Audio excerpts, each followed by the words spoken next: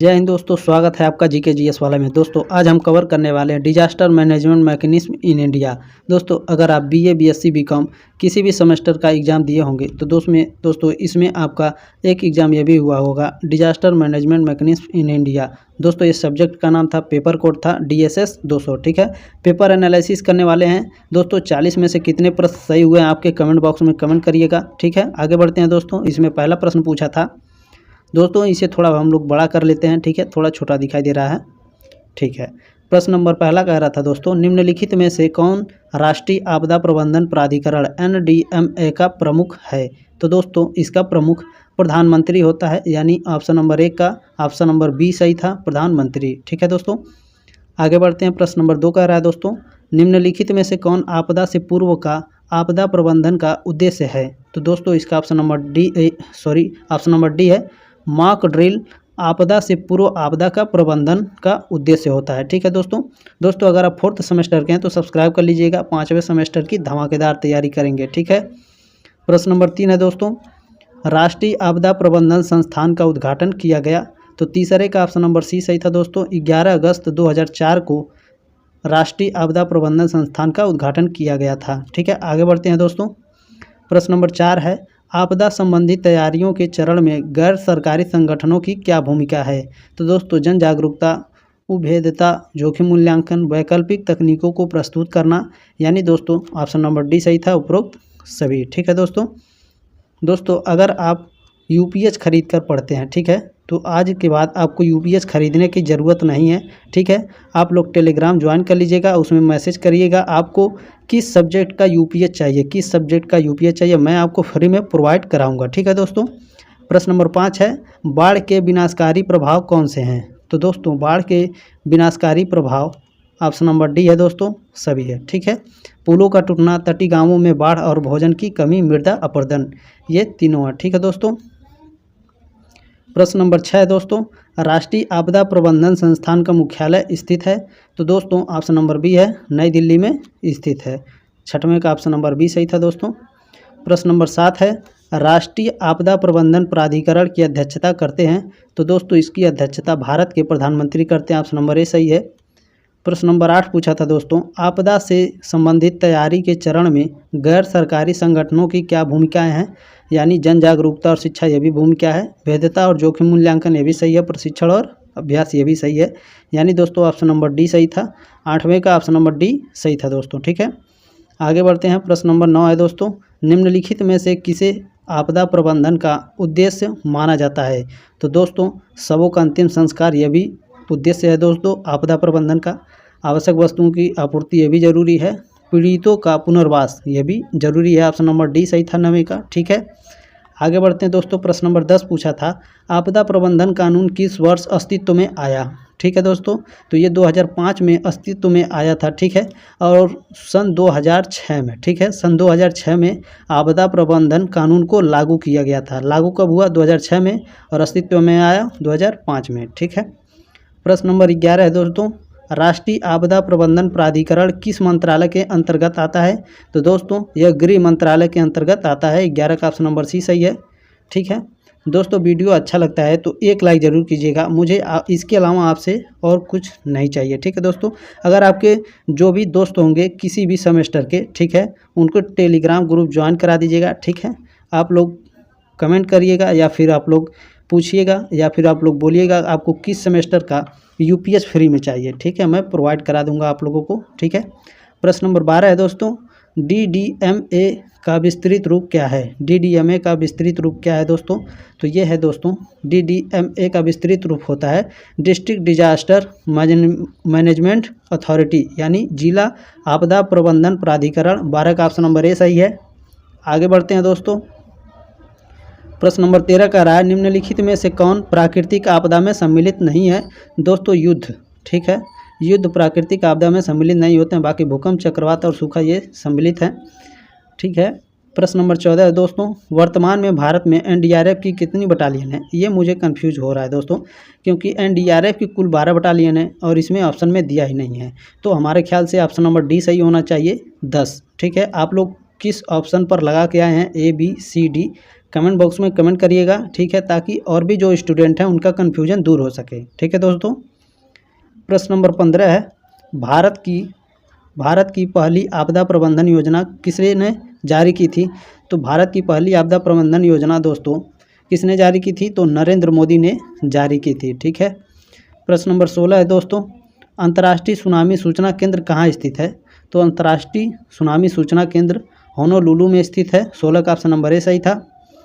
प्रश्न नंबर 17 है दोस्तों, निम्नांकित में से कौन सी आपदा जल व पर्यावरण से संबंधित है? तो 17 का ऑप्शन नंबर डी है दोस्तों।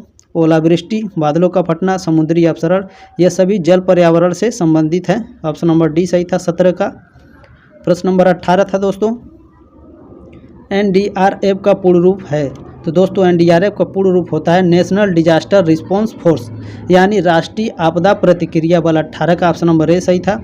प्रश्न नंबर 19 पूछा था दोस्तों, आपदा तैयारी में समुदाय भागीदारी तब करेगा जब वह आपदाओं के प्रति संवेदनशील हो, ठीक है, आपदा प्रभाव के प्रति जागरूक हो, ठीक है, आपदा खतरों से परिचित हो, यह भी सही है। यानी दोस्तों 19 का ऑप्शन नंबर डी सही होना चाहिए, उपरोक्त सभी, ठीक है, यानी डी सही है दोस्तों, ठीक है, कंफ्यूज मत होइएगा, 19 का ऑप्शन नंबर डी सही है। प्रश्न नंबर 20 है, राष्ट्रीय संकट प्रबंधन समिति का अध्यक्ष कौन होता है? तो दोस्तों इसका अध्यक्ष होता है कैबिनेट सचिव, ठीक है। 20 का दोस्तों ऑप्शन नंबर सी सही है, राष्ट्रीय संकट प्रबंधन समिति का अध्यक्ष कैबिनेट सचिव होता है। प्रश्न नंबर 21 है दोस्तों, आपदा के संदर्भ में डेश तथा आस्टर का अर्थ होता है? तो दोस्तों डेश का अर्थ होता है अशुभ और आस्टर का अर्थ होता है तारा, ठीक है। 21 का ऑप्शन नंबर सी सही है। प्रश्न नंबर 22 है, NIDM का पूर्ण रूप है? तो दोस्तों national institute for disaster management, ठीक है, यानी आपदा प्रबंधन के लिए राष्ट्रीय संस्थान। 22 का ऑप्शन नंबर ए सही है दोस्तों। आगे बढ़ते हैं। प्रश्न नंबर 23 पूछा था दोस्तों, मनुष्य के लिए सबसे घातक घटना है? तो प्रकोप से ज़्यादा और क्या हो सकता है दोस्तों, ठीक है। 23 का ऑप्शन नंबर ए सही है। प्रश्न नंबर 24 है दोस्तों, लोगों में जागरूकता पैदा करने के लिए मॉक ड्रिल का आयोजन किया जाता है राज्य स्तर पर, ठीक है, जिला स्तर पर ये भी ठीक है, और ग्राम स्तर पर भी, यानी ऑप्शन नंबर डी सही है 24 का। आगे बढ़ते हैं दोस्तों।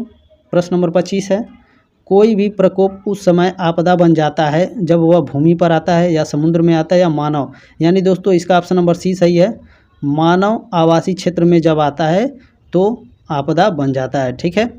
कोई भी प्रकोप, ठीक है, प्रकोप जब मानव आवासीय क्षेत्र में आता है तो आपदा बन जाता है। 25 का सी सही है। 26 है दोस्तों, निम्न में से कौन सा आपदा प्रबंधन चक्र का घटक नहीं है? तो दोस्तों निर्माण, ठीक है, निर्माण आपदा प्रबंधन चक्र का घटक नहीं है, बाकी तैयारी, प्रतिक्रिया और रिकवरी ये आपदा प्रबंधन का चक्र है। प्रश्न नंबर 27 है दोस्तों, सार्क आपदा प्रबंधन केंद्र स्थित है? तो सार्क आपदा प्रबंधन केंद्र दोस्तों नई दिल्ली में स्थित है। प्रश्न नंबर 27 का सी है। प्रश्न नंबर 28 है दोस्तों, समाज पर आपदा के परिणाम होते हैं? समाज पर आपदा के क्या परिणाम होते हैं दोस्तों? जीवन की हानि होती है, संपत्ति की हानि होती है, पर्यावरण की क्षति होती है, यानी ऑप्शन नंबर डी सही है 28 का। प्रश्न नंबर 29 है दोस्तों, आपदा प्रबंधन में शामिल है? तो आपदा प्रबंधन में दोस्तों शमन, पुनर्निर्माण, पुनर्वास ये सभी शामिल है। 29 का ऑप्शन नंबर डी सही है दोस्तों। प्रश्न नंबर 30 है, आपदा प्रतिक्रिया के कितने चरण होते हैं? तो आपदा प्रतिक्रिया के 5 चरण होते हैं, ठीक है। प्रश्न नंबर 31 है दोस्तों, सुभेद्यता विश्लेषण आपदा प्रबंधन चक्र के किस भाग में आता है? तो दोस्तों यह न्यूनीकरण के अंतर्गत आता है। 31 का ऑप्शन नंबर ए सही है। प्रश्न नंबर 32 है दोस्तों, किसी भी प्राकृतिक या मानव निर्मित आपदा के जोखिम के लिए उठाए जाने वाले आवश्यक कदम क्या हैं? तो उचित भवन निर्माण, एक अच्छी तरह तैयार आपदा योजना, हितकारों के बीच जागरूकता, यानी उपरोक्त सभी है दोस्तों। 32 का डी सही है। आगे बढ़ते हैं दोस्तों। प्रश्न नंबर 33 है, संयुक्त राष्ट्र आपदा प्रबंधन टीम UNDMT किस देश में आपदाओं से उत्पन्न समस्या को हल करने के लिए जिम्मेदार है? तो दोस्तों यह सभी महाद्वीपों में समस्याओं को हल करने का जिम्मेदारी लेता है, ठीक है। प्रश्न नंबर 34 है दोस्तों, उत्तर प्रदेश राज्य में आपातकाल की घोषणा कौन सा निकाय कर सकता है? तो दोस्तों 34 का ऑप्शन नंबर डी है, SCMG। 34 का ऑप्शन नंबर डी सही है। प्रश्न नंबर 35 है, निम्न में से भारत में कौन सा संगठन आपदा का सर्वोच्च प्राधिकरण है? तो दोस्तों ये NDMA, ठीक है, NDMA। इसका ऑप्शन नंबर बी सही था। प्रश्न नंबर 36 है दोस्तों, DDMA की अध्यक्षता किसके द्वारा की जाती है? तो DDMA की अध्यक्षता जिला अधिकारी के द्वारा की जाती है। ऑप्शन नंबर ए सही है। प्रश्न नंबर 37 है दोस्तों, भारत में सुनामी चेतावनी प्रणाली का मुख्यालय कहाँ स्थित है? तो दोस्तों यह हैदराबाद में स्थित है भारत के, यानी 37 का ऑप्शन नंबर ए सही है। प्रश्न नंबर 38 है दोस्तों, भूकंपी तरंगों के कारण उत्पन्न होने वाली आपदा है? तो दोस्तों जाहिर सी बात है, भूकंप जमीन पर ही आता है और ज़मीन पर ही पानी होता है, ठीक है। तो जब भूकंप आएगा तो पानी होगा तो दोस्तों सुनामी आएगा, ठीक है। 38 का ऑप्शन नंबर ए सही है। प्रश्न नंबर 39 है दोस्तों, निम्न में से किसे आपदा के रूप में नहीं जाना जाता है? तो दोस्तों निर्वनीकरण को आपदा के रूप में नहीं जाना जाता है, ठीक है। प्रश्न नंबर 40 है दोस्तों, हीट वेव कितने समय तक चलती है? 1 साल, 10 साल, 1 महीना, इसका कोई गारंटी नहीं होता है दोस्तों हीट वेव कितने दिन तक चलेगी, ठीक है। तो ये कई दिनों तक भी चल सकती है। 40 का ऑप्शन नंबर डी सही है। दोस्तों एक लाइक और अपने दोस्तों को शेयर जरूर करिएगा, ये आपकी जिम्मेदारी है। 4th सेमेस्टर के हैं तो सब्सक्राइब कर लीजिए। 5वें सेमेस्टर में धमाकेदार तैयारी करेंगे साथ मिल के, ठीक है दोस्तों। मिलते हैं अगले क्लास में, तब तक ले जय हिंद, वंदे मातरम।